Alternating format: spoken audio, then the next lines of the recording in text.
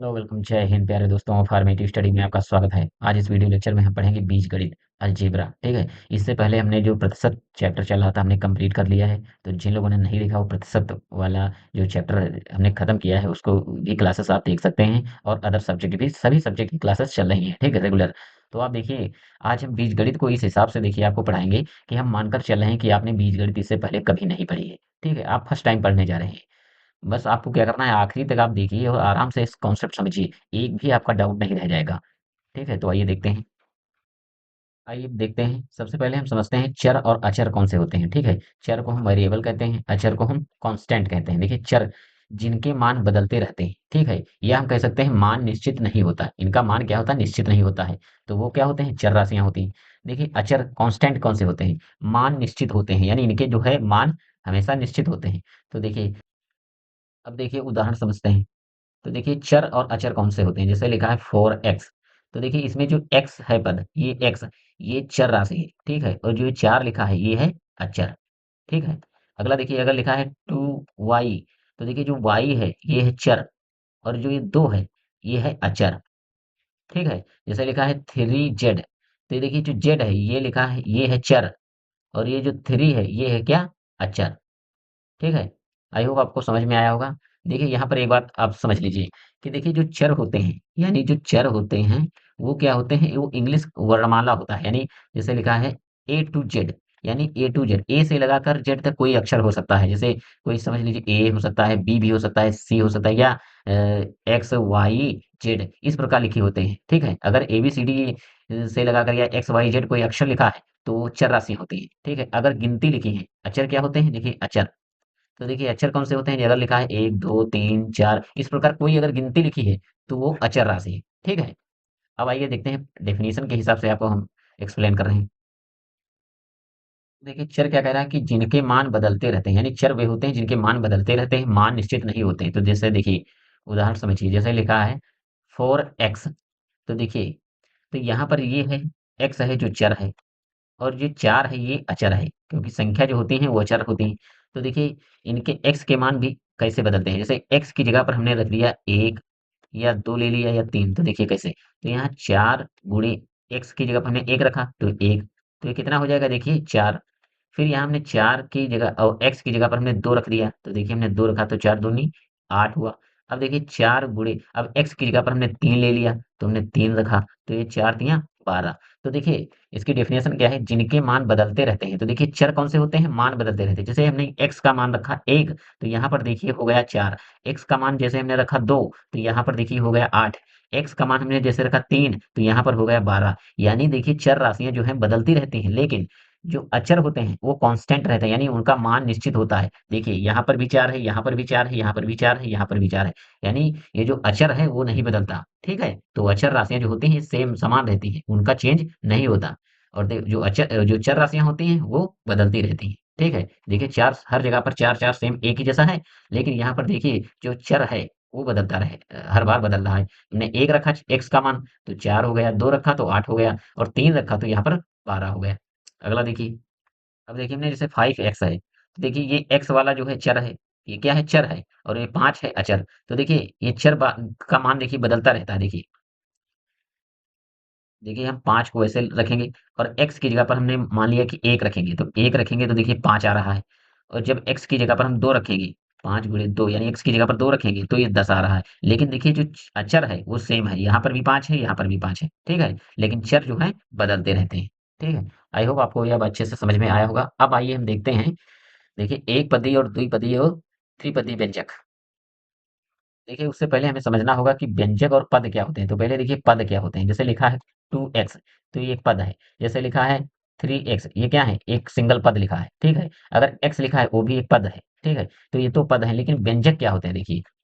क्योंकि जो व्यंजक होते हैं, देखिए व्यंजक क्या होते हैं, तो देखिए दो या दो से अधिक पदों के योग को व्यंजक कहते हैं। यानी दो या दो से अधिक पदों के योग को व्यंजक कहते हैं। ठीक है, जैसे पद क्या कह रहा है, दो या दो से अधिक, तो मान लीजिए जैसे लिखा है 2x, ठीक है, ये पद ये हुआ। और लिखा है 3y, और लिखा है 4z, ये देखिए पद लिखे हैं। लेकिन कह रहा है इसकी डेफिनेशन क्या है, दो या दो से अधिक पदों के योग को व्यंजक कहते हैं। तो यानी इनको जोड़ लीजिए, इसको भी जोड़िए, इसको जोड़िए, अब ये बन गया व्यंजक। ठीक है, यानी 2x plus 3y plus 4z, ये क्या हो गया, कंप्लीट एक व्यंजक बन गया। ठीक है, अगर ये अलग अलग लिखे थे तो ये पद थे, लेकिन इनको जोड़कर लिख दिया गया तो ये व्यंजक बन गए। ठीक है, तो अब पद और व्यंजक में आप कंफ्यूजन नहीं होगी। आइए अब देखते हैं, समझते हैं एक पदी और द्विपदी और त्रिपदी कौन कौन से होते हैं। देखिए, तो एक पदी, देखिए पद, जैसे कोई लिखा है, देखिए जैसे लिखा है 2x, इसमें कितना है, एक पद है। ठीक है, लिखा है 3y, ये क्या है, एक पद है। ठीक है, अगर लिखा है XYZ, ये भी क्या है, एक पद है। ठीक है, ये सारे कितने हैं, ये एक पद है। ठीक है, 2x यानी एक पद है, 3y एक पद है, और XYZ ये तीनों एक में लिखे हैं। ठीक है, ये एक पद है।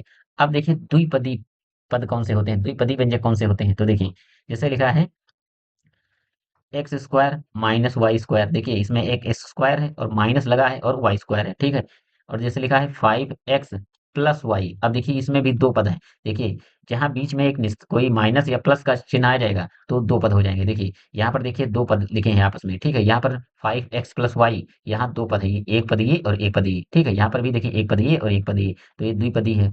ठीक है, अब देखिए द्विपदी एक और एग्जाम्पल देखिए, जैसे लिखा है, देखिए 4m और n प्लस 3, ये भी कितना है, द्विपदी है। ठीक है, अब देखिए त्रिपदीय व्यंजक, एक और देख लीजिए उदाहरण इसका।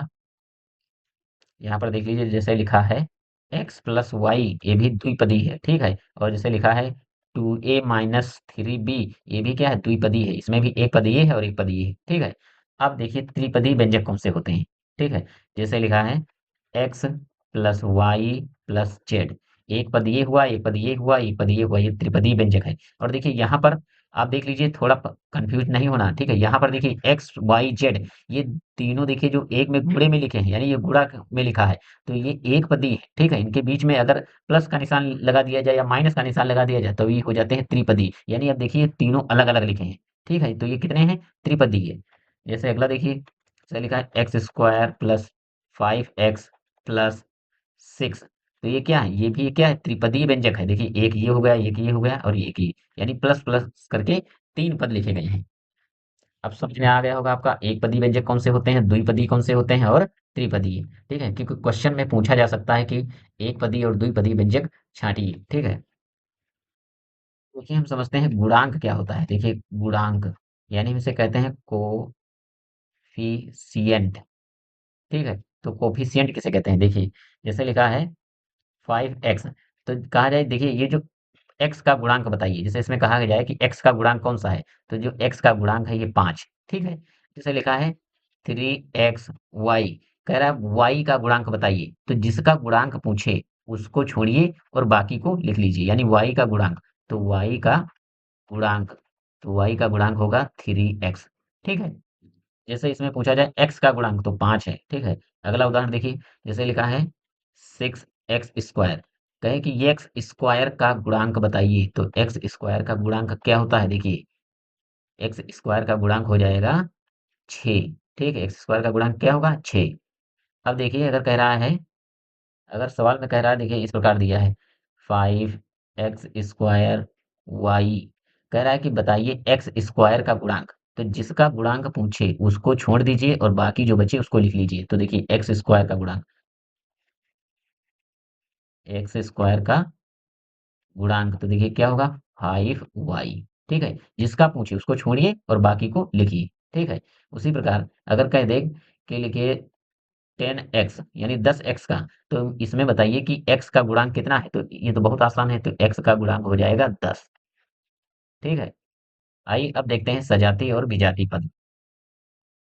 अब देखते हैं सजाती पद कौन से होते हैं, जिन्हें हम कहते हैं लाइक टर्म्स। ठीक है, देखिए यहाँ पर हम डेफिनेशन आपको सजाती पद की नहीं बताएंगे, क्योंकि देखिए डेफिनेशन लिखने की नहीं आता वहां पर, और ना ही डेफिनेशन आपको लिखने की ज़रूरत है और ना ही याद करना। बस आपको समझना है सजाती पद, क्योंकि जब तक आप सजाती पद नहीं जानेंगे तो आगे भी बीजगणित का जोड़, घटाव, गुणा आएगा, तो वहाँ पर सजाती पद का काफ़ी यूज़ होगा, क्योंकि बिन सजाती पदों का ही योग और घटाव किया जाता है। ठीक है, तो आइए देखते हैं, जैसे लिखा है 3x, ठीक है, लिखा है 5x और 4x, ये देखिए क्या है, ये जो तीनों पद लिखे हैं ये सजातीय पद हैं। कैसे? देखिए यहाँ पर भी x है, यहाँ पर भी x है और यहाँ पर x है, ठीक है? तो ये क्या है? सजातीय पद है। देखिए जो ये अचर राशि हैं, अचर, इनका कोई फर्क नहीं पड़ता, ये कुछ कुछ भी हो सकते हैं, ठीक है? लेकिन जो चर राशियां हैं वो समान होनी चाहिए, ठीक है? देखिए संख्याएं कोई भी होंगी, यहाँ पर एक जैसे 3 लिखा है तो कुछ भी हो सकता है, ठीक है? यहाँ 5 है या 4, इनका कोई फर्क नहीं पड़ेगा। लेकिन मेन होता है कि ये जो चर राशियां हैं यानी x x x है, अगर यहाँ x है तो यहाँ पर भी x होना चाहिए, यहाँ है तो यहाँ पर भी होना चाहिए, ठीक है? अगला देखते हैं उदाहरण। जैसे लिखा है 5y 3y और 2y। ये क्या है? ये भी एक सजातीय पद है। देखिए यहाँ पर भी y है, यहाँ पर भी y है और यहाँ पर भी y है, ठीक है?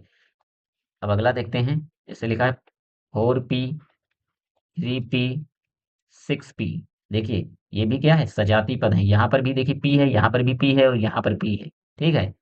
अगला देखिए। जैसे लिखा है 2x² 3x² 4x²।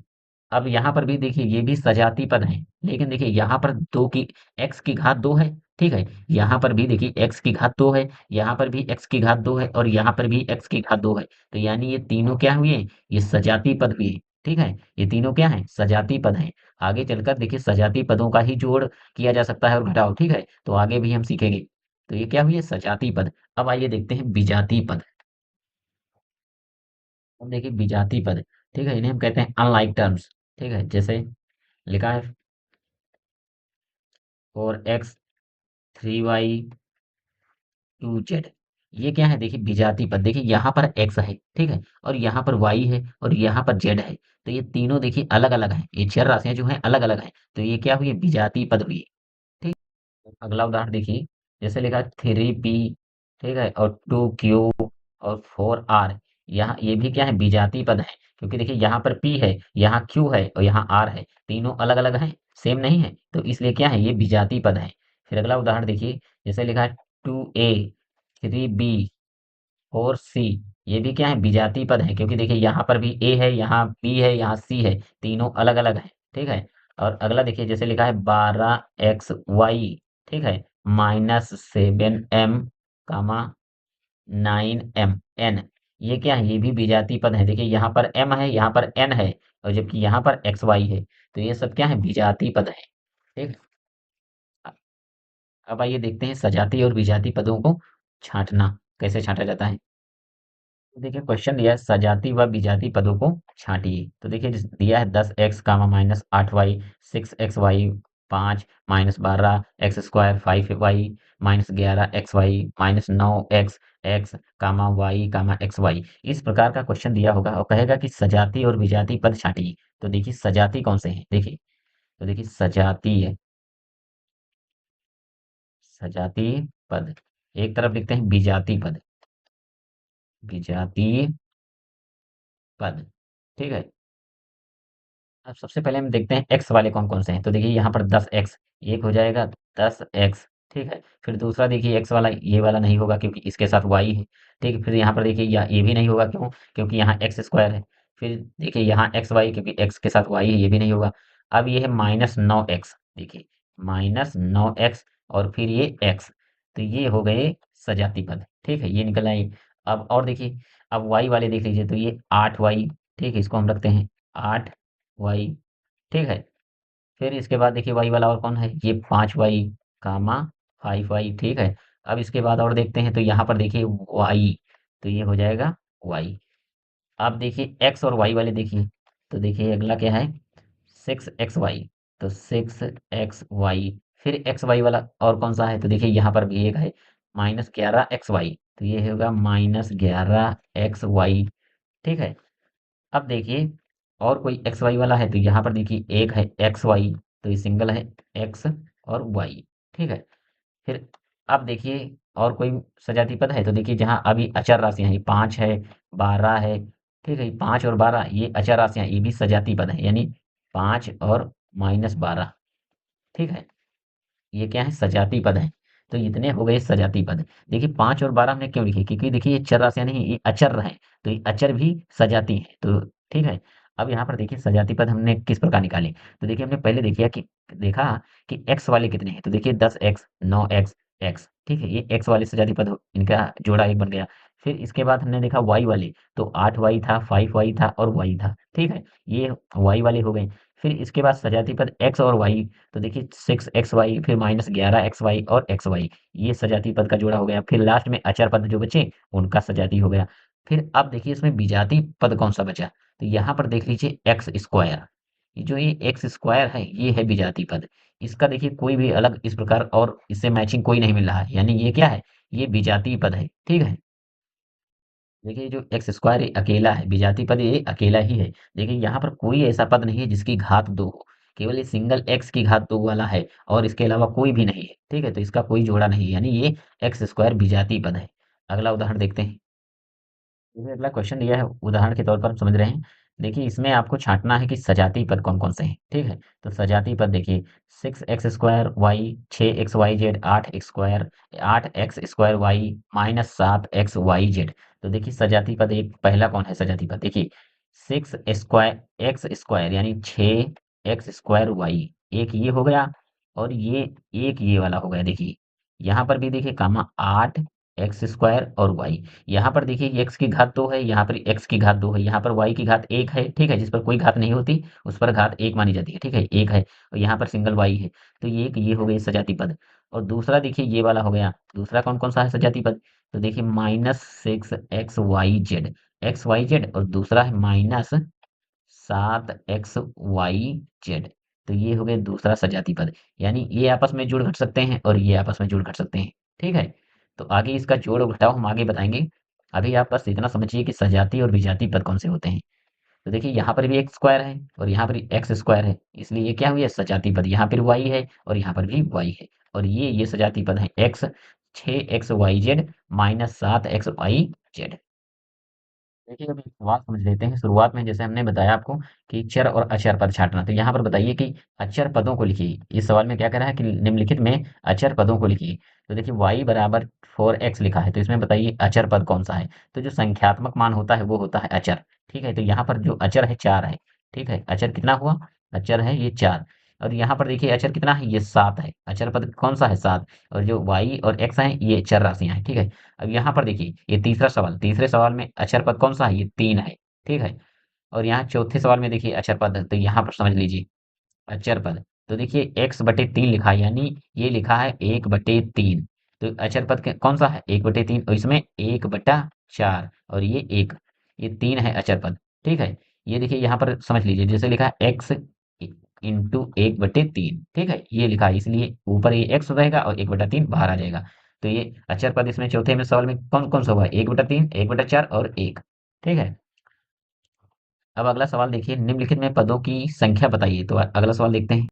देखिए सवाल क्या कह रहा है, निम्नलिखित में पदों की संख्या बताइए, ठीक है। जैसे अभी हमने पद पढ़ लिए कि एक पदी, द्विपदी और त्रिपदी। तो देखिए इसमें कितने पद हैं, ये एक पदी है, ठीक है, ये एक पदी है, ये कितना है, एक पदी, यानी एक पद है, एक पद है। इसमें कितने पद हैं, तो देखिए जब भी किसी संख्या में जब कोई लिखा हो, तो अगर प्लस या माइनस कर कर लिखा है, ठीक है, तो वहां पर द्विपद होते हैं। देखिए यहाँ पर देखिए एक पद ये है और एक पद ये है, ये अलग अलग है, ये एक नहीं माने जाएंगे। और यहाँ पर जैसे आपको लग रहा हो कि 13x, तो ये एक ही है, ये अलग नहीं माना जाएगा, ठीक है, ये एक पद है। और यहाँ पर जो है ये दो पद है, ये कितने हैं, दो पद।